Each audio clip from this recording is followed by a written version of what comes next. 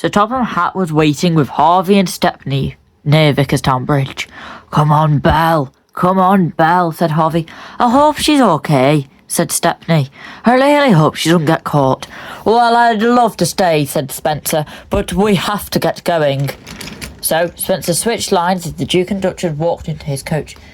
"We do hope she gets back safe, sir," said the Duchess, as the Duke and Duchess stepped into Spencer's coach. Spencer raced away. "Tell Belle I wish her good luck," said Spencer as he whizzed by quickly. As Spencer left, Toby puffed in. "Oh, what's going on? I didn't think anyone was here."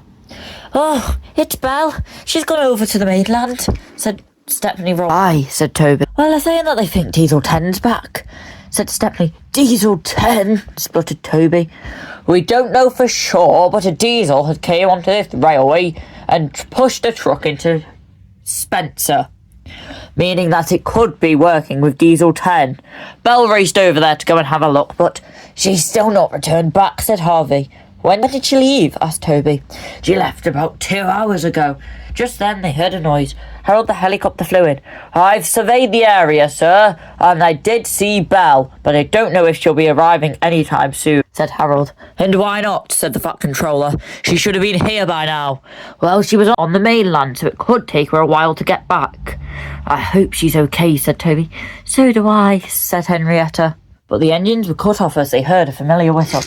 As Belle raced down the mainland bridge, her face was as red as her water cannons. "Belle, you're all right," said Harvey. Harold flew up to make space and landed in the field beside. "Belle, you're all right," said Stepney. "Oh, thank goodness for that," said Toby. "So, did you catch him?" said Harvey. "No, he got away. He was too fast for me. I'm sorry, sir." "Don't be ridiculous, Belle. You are an amazing engine. You shouldn't be sorry for not catching a diesel. You risked your livelihood to go over onto the mainland to see if you could catch him, which is enough of a thank you that you could have done." "Are you sure, sir?" "I'm positive. Now, go get yourself cleaned up, as I have a surprise for you later," smiled Sir Topham Hatt. "Now, how am I meant to get back to Knapford Station?" "I could take you, sir," said Toby. "We're heading down that way anyway." "Ah, perfect," said the Fat Controller, as he stepped into Henrietta, and Toby rolled away. "Ugh, I better get going too. This cargo car needs to go back to Brandon Docks." So Harvey rolled out of the way to let Stepney roll by. "See you all later with your surprise. Come on, Belle, let's go to the washdown and get you cleaned up." "Okay," smiled Belle as the two engines reversed down the line. Before long, Belle and Harvey arrived at the Brandon Docks. "Harvey, what do you think it is?" said Belle. "I don't know. No, but none of us would know." Harold flew in. "Howdy, chaps. I've been called down here. Do you know why?" "Apparently it's a surprise," said Belle, "for the rescue team. I'm really excited." "Yar, you'll find out what it is now. 'Cause look, down the line they heard a familiar horn. As in rolled Sir Topham Hatt in Winston. He screeched to a stop as he stepped out of Winston. "Ah, Belle, Harvey, Harold, you all arrived on time." "We wouldn't miss this, sir. I really want to know what the surprise is," asked Belle. "Well, you're going to find out real soon," said the Fat Controller, as he heard a horn from a boat. The engines looked out to sea as a blue boat pulled in, pulling a big red crane. Cranky rolled over. Sir, I don't know if I'm going to be able to lift this. It looks quite heavy." "Give it your best shot, Cranky," said Sir Topham Hatt. Before long, the crane and its trucks were lowered down. Belle pushed the crane forwards, making space for the car. "And there we go," said Cranky, as the last truck was lowered onto the tracks. "Hello, my name's Rocky. It's lovely to be on this railway. What's yours?" "Well, Rocky, I'm Sir Topham Hatt. That's Harvey. The engine pulling you is Belle. The crane is Cranky, the little car is Winston, and this is Salty and Porter. And the helicopter's called Harold." "It's lovely to meet you all," said Rocky. "It's lovely to meet you too," said Belle. "Howdy, chap," said Harold.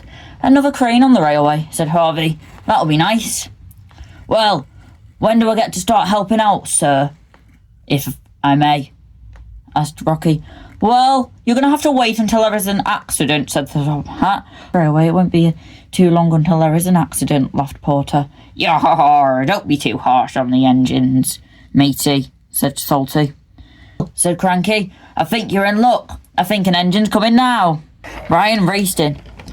Quickly, please. Ryan, what's happened? Asked Belle.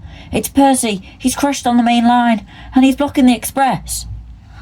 All right, Rocky, you've got your first job, said Harvey.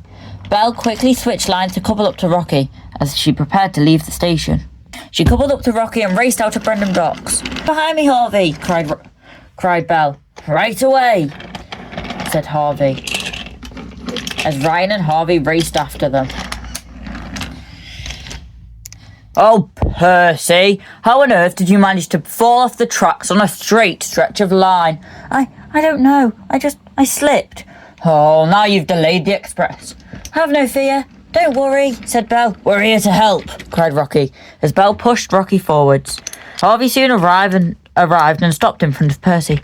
Ryan pulled up along the opposite line, and Harold hovered down. Hello, chap. What's got you in this sticky situation? Called Harold. It's not funny, said Percy. Oh, ignore him, said Harvey, as Rocky started to lift Percy's trucks back onto the line. Percy was lifted back onto the track and whistled happily. Thank you, said Percy. Rocky was pulled back and the tracks were switched. All right, let's go, said Rocky. Ryan puffed out of the way. Thank you, Harvey, Belle, Harold, and... Oh, I don't know your name. The name's Rocky. It's lovely to meet you, smiled Rocky. Right, Rocky, let's get going, said Bella. We're going to be late. So Rocky was pushed forward, but then there was trouble. As Rocky was being pushed under the bridge, he didn't lower his crane arm. With a foot, he hit the bridge. The bridge wobbled a bit. No one noticed. Rocky looked around. Oh, no one noticed. It should be fine, said Rocky as he pushed down to the yard. Come on, Rocky, let's go home, smiled Belle.